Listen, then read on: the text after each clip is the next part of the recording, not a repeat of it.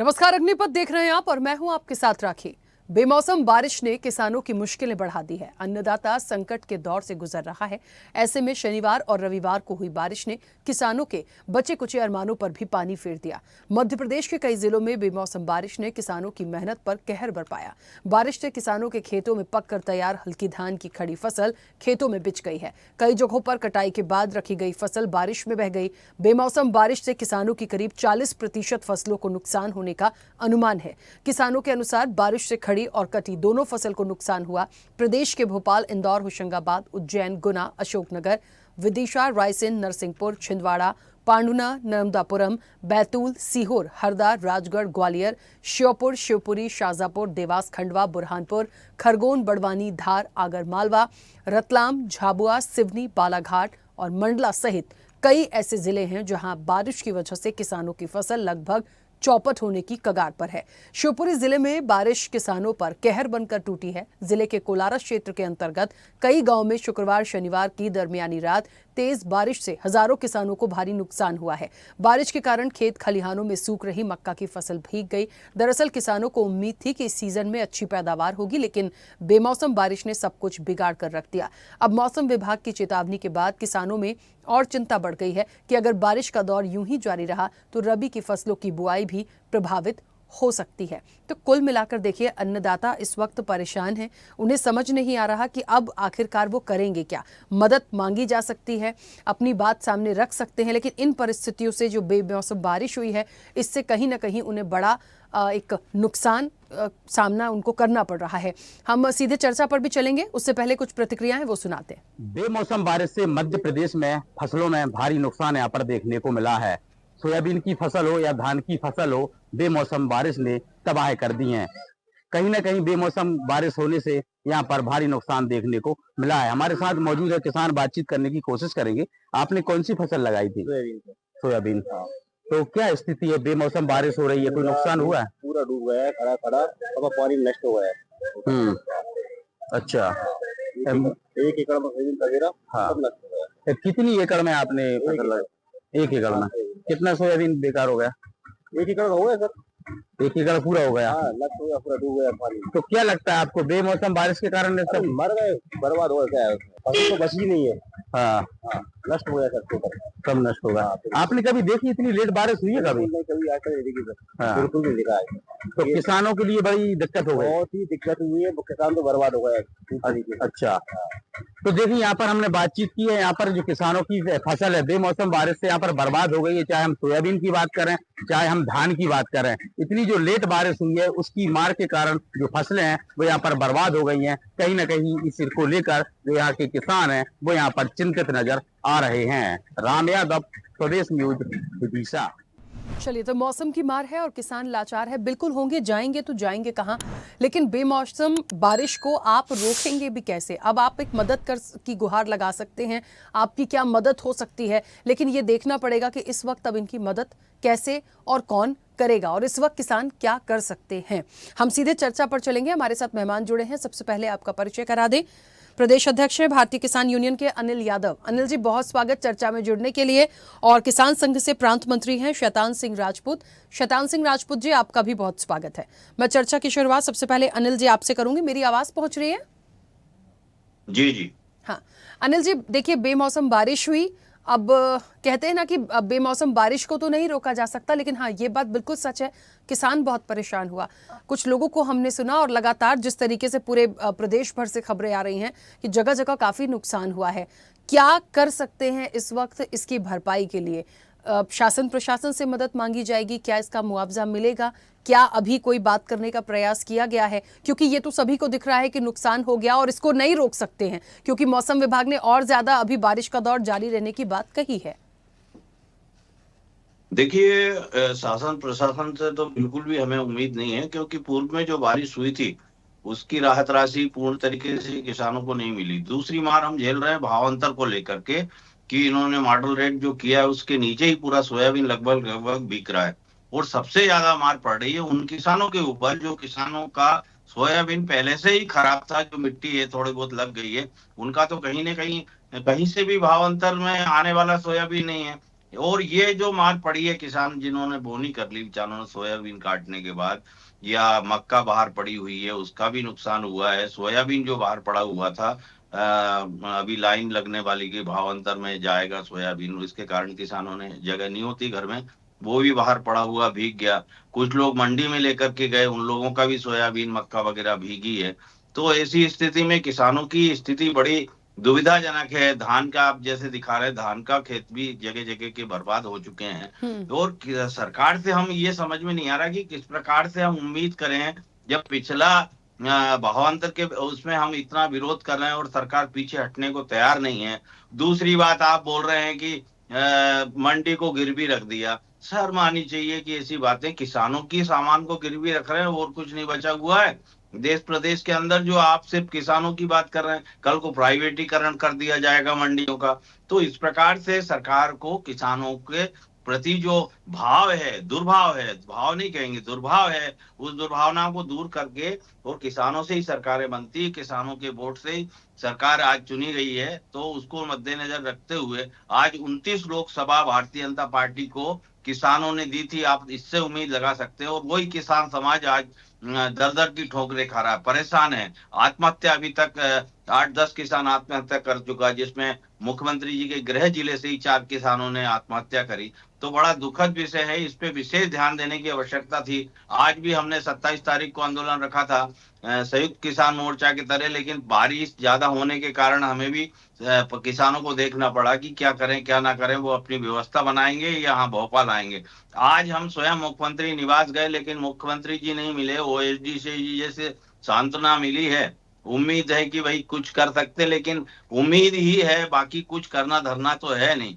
ऐसे में मुख्यमंत्री जी को अगर आपके चैनल के माध्यम से अगर समझ में आए कि नहीं वास्तविकता किसान की दुविधा ये है और इसमें सहारा देने की आवश्यकता है, तो मैं समझता हूं कि आगे उनके लिए भी, उनका भविष्य भी उज्जवल होगा और भारतीय जनता पार्टी का भविष्य भी उज्जवल होगा। अन्यथा किसान अब तंग आ गया, गले गले तक हो गई है कि भारतीय जनता पार्टी की जो सरकार है इस समय जो किसानों की दुविधा में खड़ी नहीं हो रही है।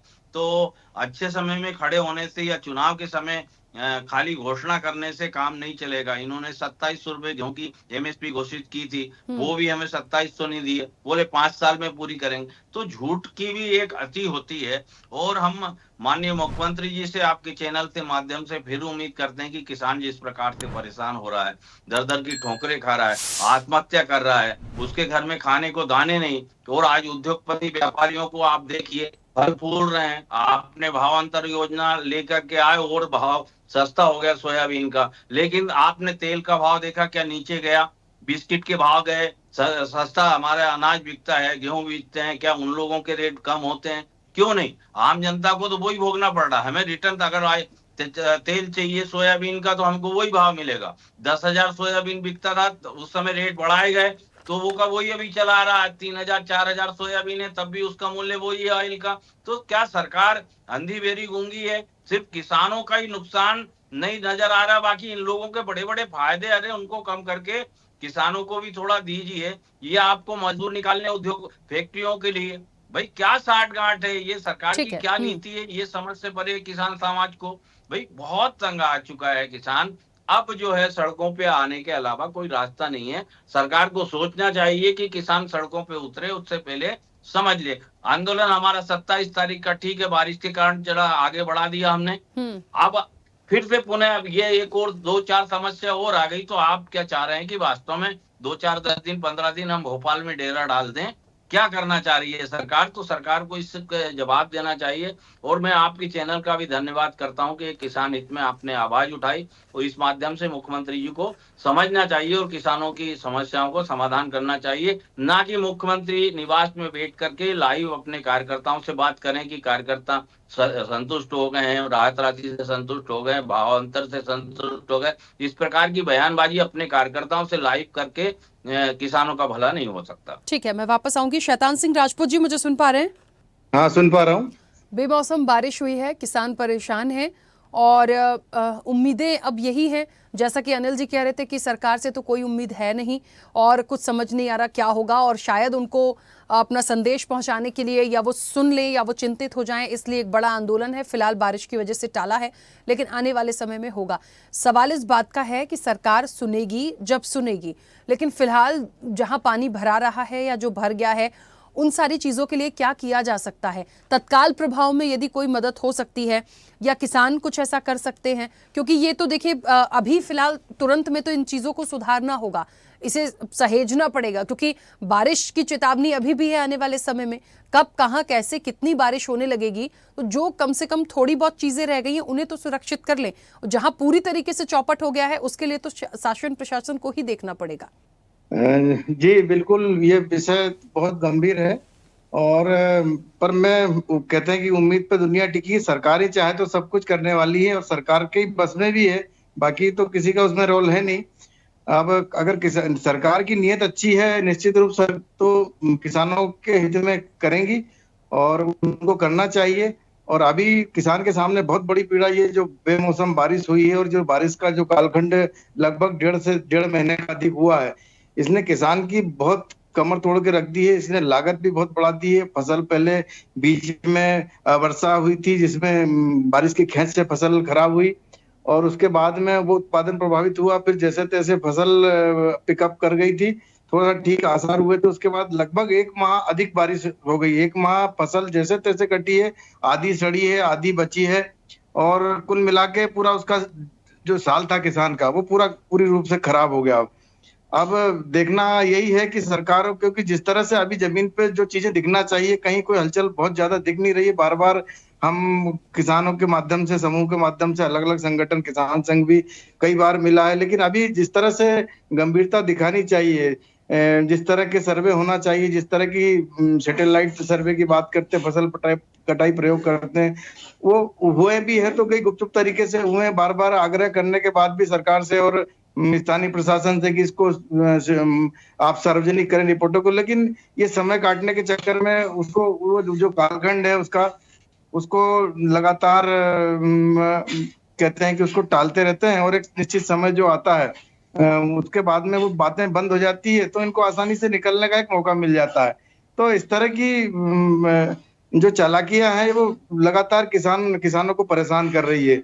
सैटेलाइट सर्वे की बात हो रही थी। अब सैटेलाइट सर्वे इतना मतलब है कि उसका जमीनी स्तर से कोई बहुत ज्यादा लेना देना नहीं है, क्योंकि ठीक है टेक्नोलॉजी की का जमाना है, लेकिन टेक्नोलॉजी अभी भी जमीन तक किसान के हित में तो नहीं पहुंची है। क्योंकि कहते हैं कि फसल में हम सैटेलाइट से देख लेंगे।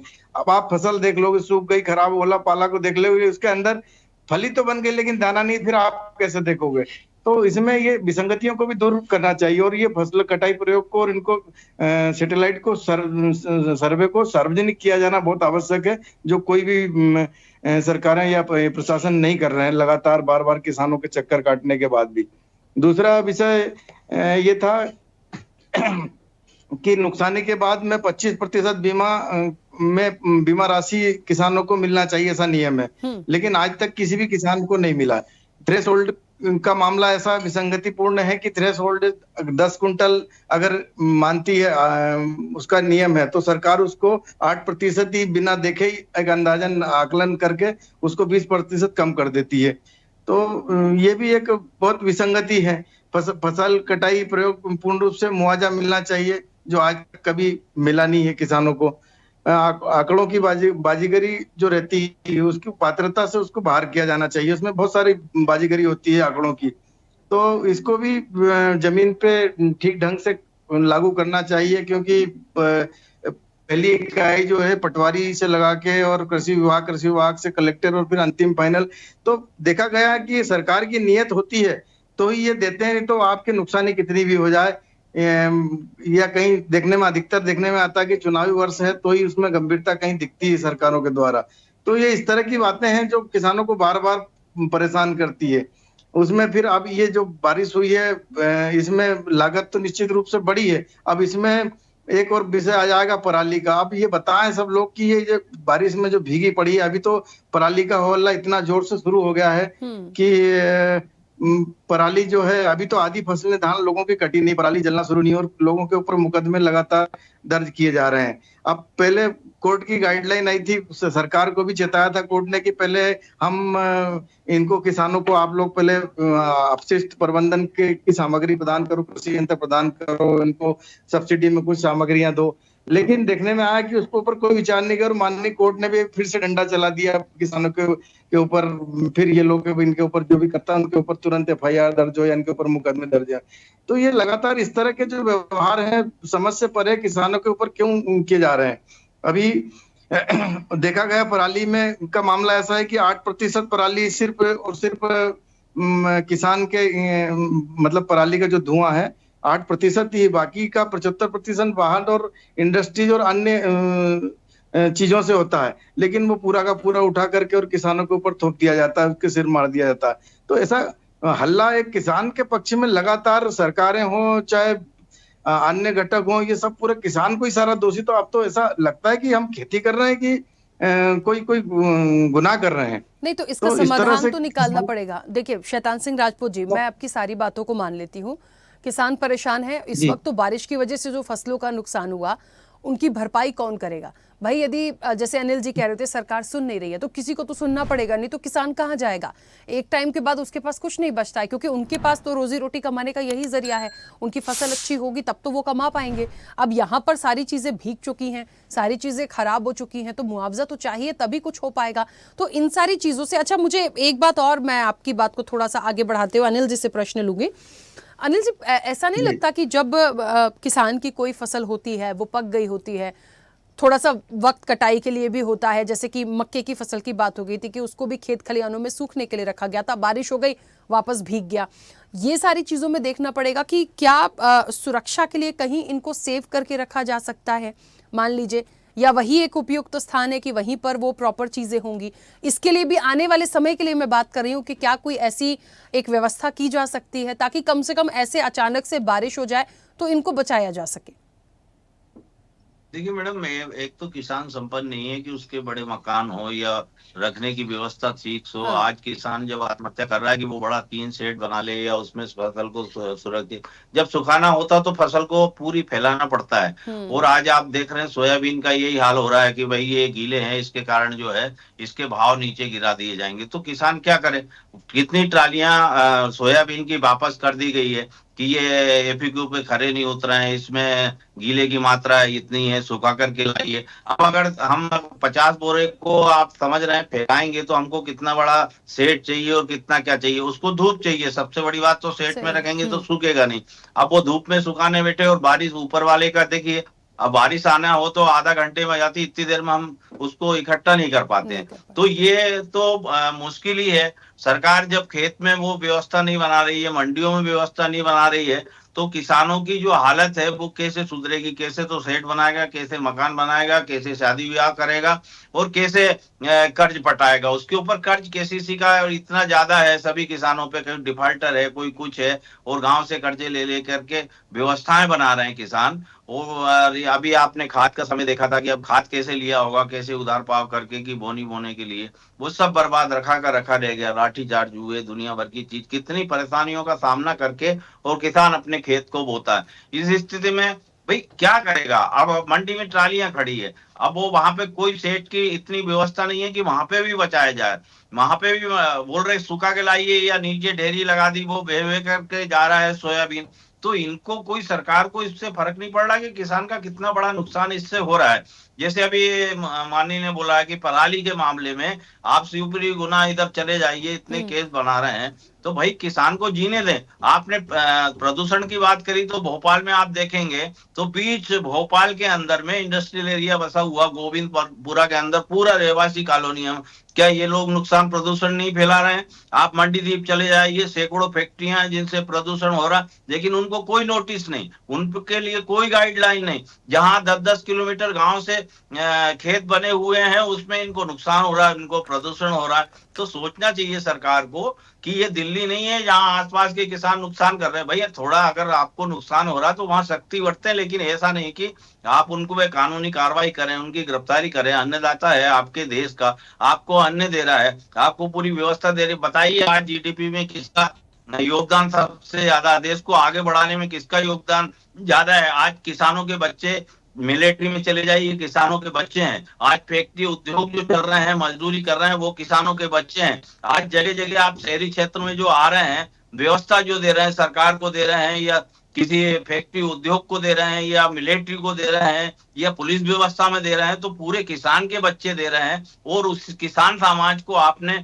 आश्रित रखा हुआ है, उसको मजदूर बनाने के लिए, उसको जवान बनाने के लिए। उसको आश्रितता मत देखो भाई। जो हमारी इनकम है, अगर हमारी आज से पहले 10 एकड़ जमीन हुआ करती थी, तो 4 भाई है, उसको बांट के देखिए 2.5 एकड़ जमीन उसके हिस्से में आई, वो कैसे पेट पाल पाएगा? आने वाले समय में अगर 1-2 भाई हैं, तो वो 2 के हिस्से में पता लगा 1.25 एकड़ आई। तो भाई महंगाई दर से हमको जोड़िए, तो महंगाई दर से अगर जुड़ेंगे तो हम भी 2 रोटी खा पाएंगे। महंगाई दर से आज महंगाई कहाँ चली गई? आप आजादी के बाद से अभी तक सोना चांदी अन्य जो उत्पादन है, चाहे बिस्किट ले लीजिए या आप तेल ले लीजिए, जो नए नए मैन्युफैक्चरिंग हमारे से कच्चा माल जाने के बाद मैन्युफैक्चरिंग करते हैं, उनके रेट कहाँ चले गए? और हम वही के वही बैठे हैं, और जबकि कच्चा माल हमारा है, उसका रेट तो उसको भी या तो बराबरी पे चले, अब वापस हमें ही खरीदना पड़ता है। आप कपास के देख लीजिए, और कपड़ों के मूल्य देख लीजिए, तेल का देख लीजिए, आप सरसों के तेल का देख लीजिए, आप मक्का का पॉपकॉर्न ले लीजिएगा। यहाँ पे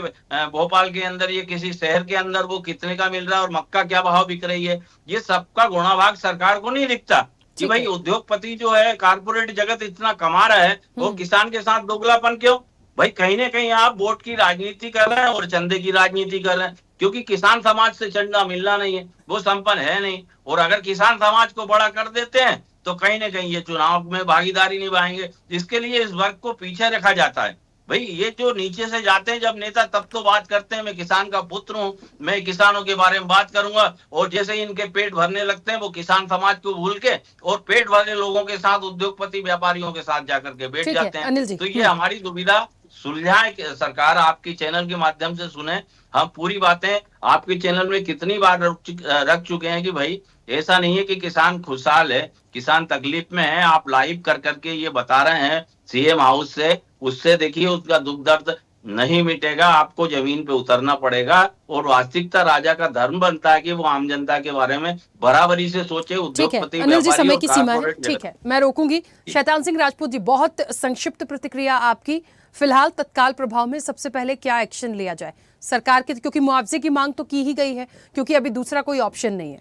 पूरा किसान समाज जो है अभी बिल्कुल टकटकी लगा के और आस लगा के सरकार के सामने देख रहा है।